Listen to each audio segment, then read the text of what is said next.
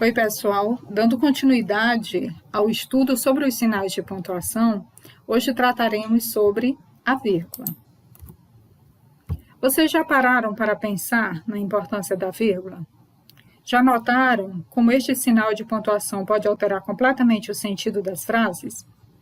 Se não, observem comigo um vídeo em comemoração aos 100 anos da Associação Brasileira de Imprensa e procurem notar a importância da vírgula.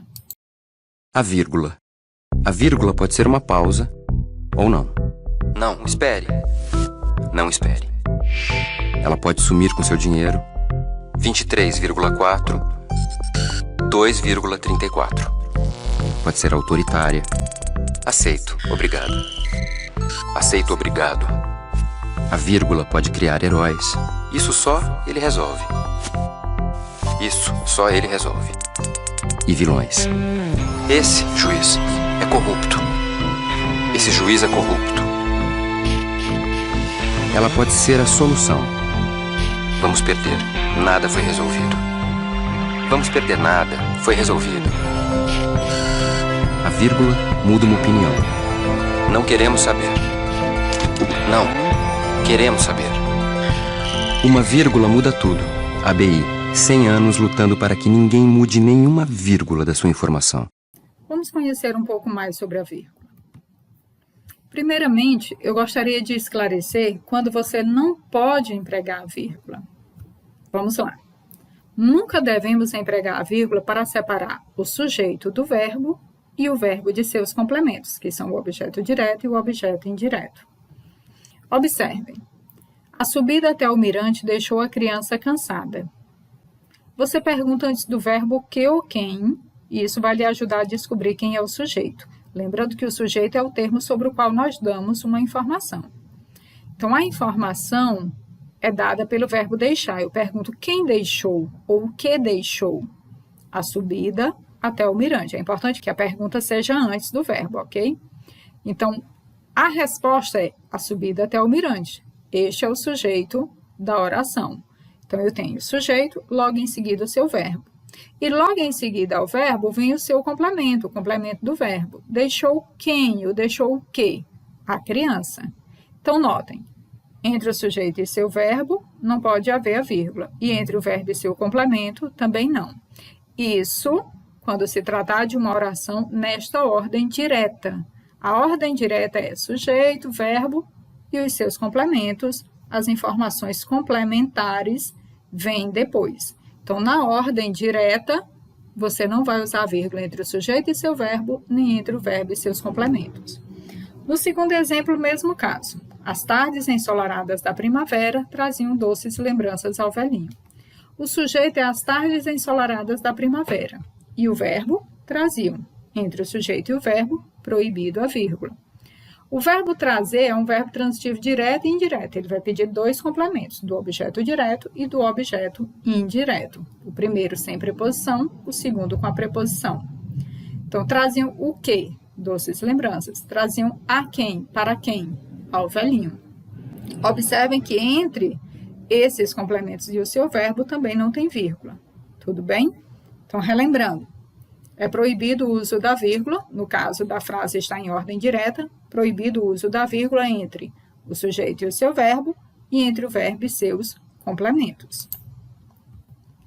Agora vamos conhecer quando empregar a vírgula. Quais são as regras para o uso da vírgula? Primeira delas, só um detalhe, vamos tratar primeiramente das regras do período simples. Num outro vídeo abordaremos as regras do período composto. Então, a primeira regra nos diz que usa-se vírgula para separar o vocativo. O que é o vocativo? Vocativo é o termo que indica a quem eu me dirijo, com quem eu estou falando. Você chega em casa e diz, mãe, cheguei. Mãe é o vocativo. Você está se dirigindo à sua mãe, você está falando com sua mãe. Então, na fala, existe uma pausa aí entre mãe e cheguei, e na escrita, esta pausa é representada pela vírgula. Mas lembrando, nem sempre que existe pausa na fala, vai haver a pausa com a vírgula na escrita, tudo bem? Vejamos aqui um exemplo retirado né, da internet e que certamente poderia gerar uma grande confusão. Vendo meninas, aceito o cartão. Que história é essa? Vendo meninas, isso significa que meninas são vendidas e que ainda por cima pode ser feito o pagamento no cartão. É exatamente isso que está sendo dito aqui, mas com certeza não era esta a intenção de quem escreveu. Ela simplesmente não sabia que meninas, que certamente é o vocativo, é como ela se dirige às suas clientes, deve ser separado por vírgula. Esta confusão é resolvida com uma simples vírgula aqui antes de meninas, vírgula antes, vírgula depois, tá? Para isolar este vocativo. Vendo meninas, aceito o cartão. Isso ficaria ainda melhor se você usasse aqui um ponto final no lugar dessa vírgula. Vendo meninas, aceito o cartão.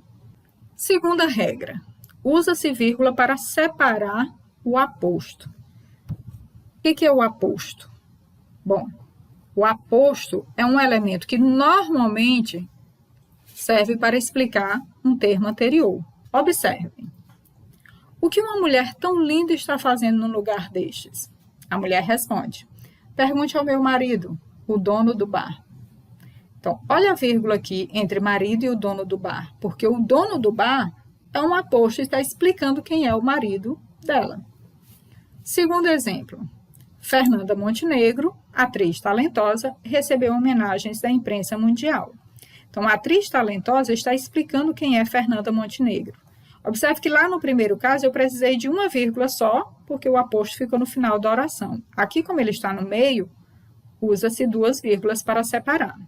O aposto é um termo acessório, você pode inclusive retirá-lo da oração e aí fica o mesmo sentido. Fernanda Montenegro recebeu homenagens da imprensa mundial. Aqui não preciso de vírgula, porque agora eu tenho o sujeito, que é Fernanda Montenegro, e logo em seguida o seu verbo, ok? Mas, querendo deixar o aposto, ele vai ficar entre vírgulas e vai trazer uma informaçãozinha ali a mais, né? Mas que poderia ser dispensada. Terceira regra, usa-se a vírgula entre nomes de lugares e datas e também para separar o número do endereço. Na verdade, para separar as informações dentro do endereço. Campo Maior, 28 de outubro de 2020. Não esqueçam dessa vírgula. Seja Campo Maior, o nome de qualquer lugar, e logo em seguida a data, vírgula. No endereço, especialmente aqui entre o nome da rua e o número, também a vírgula para separar. Usa-se a vírgula após os advérbios sim ou não, usados como resposta no início da frase. Você gostou do vestido? Sim, eu adorei. Pretende usá-lo hoje? Não, no final de semana. Facinha essa regra. Usa-se a vírgula após a saudação em correspondência. Pode ser na correspondência pessoal ou na correspondência formal. Você termina uma carta para sua mãe, você pode dizer com muito amor, vírgula, fulano de tal, você assina a sua carta. É uma carta formal? Terminou, uso atenciosamente ou respeitosamente, que é usado só para autoridades superiores à sua. E aí assina. Usa-se a vírgula para separar, numa enumeração, os termos com a mesma função sintática, que pode ser de sujeito, complemento, adjunto, predicativo. Isso se eles não vierem unidos por ou nem, ou e nem.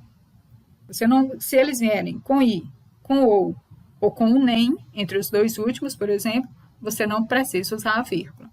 Então, numa enumeração, você vai enumerar, vai citar vários elementos, vírgula para separá-los, ok? Você gosta de ouvir rock, samba, MPB ou funk? Então, você tem a vírgula separando estes elementos. Só não precisa entre os dois últimos porque surgiu o ou. Eu, meu irmão, meus primos e Pedro fomos ao cinema. Então, observem que o i dispensa o uso da vírgula. Usa-se a vírgula para isolar palavras ou expressões explicativas, como isto é, por exemplo, o melhor, saber, ou seja, sempre vem entre vírgula. Exemplo, combinamos que todos ajudariam na reforma. Eu, por exemplo, olha só, duas vírgulas, tá? Já comprei as tintas. Também usa-se a vírgula no caso de elipse. O que é isso? É quando você omite um termo. Normalmente é um verbo, ele fica subentendido. Vejam, eu prefiro rock e ele samba. Fica subentendido que ele prefere samba, ok? Usa-se também a vírgula para separar os adjuntos adverbiais ou as locuções adverbiais, desde que sejam deslocados, ou seja, que não estejam obedecendo à ordem direta da oração, que determinaria que eles viessem depois do verbo. Não choveu na Bahia durante o carnaval. Vejamos, não choveu. Está aqui o verbo chover. Não choveu onde? Está aqui um adjunto adverbial de lugar, na Bahia. E quando? Durante o carnaval, adjunto adverbial de tempo. Aqui eu tenho a ordem direta. Esses adjuntos estão depois do verbo. Mas, quando eles são deslocados e vêm para antes, aí você tem uma ordem direta e vai utilizar a vírgula para separá-los, tudo bem? Mas algumas observações sobre este caso. Primeira delas, na visão de alguns autores, se o adjunto é constituído de um advérbio de curta duração, a vírgula é facultativa, ou seja, ela não é obrigatória, tá? Você pode usar ou não. Exemplo, aqui não vemos essas coisas. Aqui é advérbio de lugar. Ontem saímos mais cedo. Ontem é advérbio de tempo. Como é curtinho, você não é obrigado a colocar a vírgula, ok? Na ordem direta também, alguns defendem que não precisaria também da vírgula, né? Como a gente viu aqui em cima, ó, não é usada a vírgula. Mas alguns defendem que se você quiser dar uma ênfase, se quiser realçar o sentido daquele advérbio, você pode usar a vírgula. E uma última informação. Nós vimos que no caso das enumerações, quando você tem o i entre os dois últimos elementos, você não usa vírgula. Há mesmo quem acredite que sempre que aparece este ezinho, a conjunção, é proibido o uso da vírgula. Na verdade, não. Existem casos em que ela pode acompanhar. Os 3 casos principais são estes. Primeiro, quando as orações coordenadas tiverem sujeito diferente. Eu disse que íamos tratar do período simples, mas aqui já é período composto, tá? Você tem mais de uma oração ali no período. As orações coordenadas, ligadas pela conjunção e, elas podem ter uma vírgula perto do ezinho, desde que o sujeito das 2 orações seja diferente. Exemplo, fica mais claro como exemplo, né? O homem vendeu o carro. O sujeito desta primeira oração é o homem. A segunda oração, a mulher protestou. O sujeito desta segunda oração já é a mulher. Então, você tem 2 orações coordenadas, cada uma com um sujeito.